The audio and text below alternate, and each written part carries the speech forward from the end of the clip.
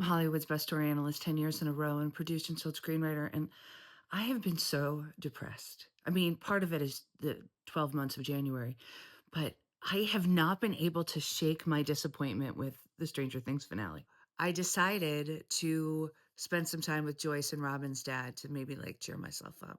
And what I found was not great.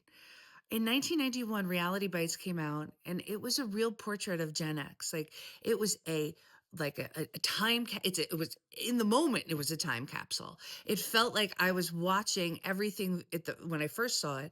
Like I was watching my life play out. Right. I was heading off to film school, and this felt like sort of I had friends like this, and it felt like like a portrait of a moment in my real life. And watching it back, it still felt that way. But I also saw all the flags, all the red flags. So Ethan Hawke, Maya's dad, plays this like loser musician wannabe, kind of like Gen X kind of guy. And he is such a dick. He is such a dick to poor Winona Ryder or Joyce. Such a dick to her. And they like fooled around one time, but they're still in the same friend group with Janine Garofalo and Steve Zahn. They're like four best friends. But he is such an asshole to her. He nags her the whole time.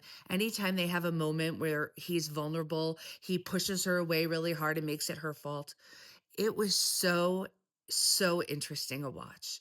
She was fantastic and had all this energy and had like a real sense of herself in terms of her art, and she's got this new boyfriend Ben Stiller, who's this like up and coming TV executive, and he wants to help her, but he takes her deep feeling documentary and turns it into like the real world.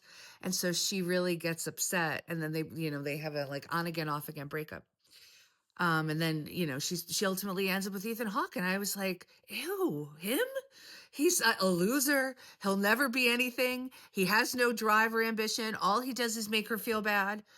But it felt like that's who we were supposed to love in the 90s. We were taught, if we just give our hearts to that guy, who can be anything. No, he can't be anything. He's still going to be a dick. It was such an interesting rewatch. Didn't cure my hangover, but it was still worthwhile.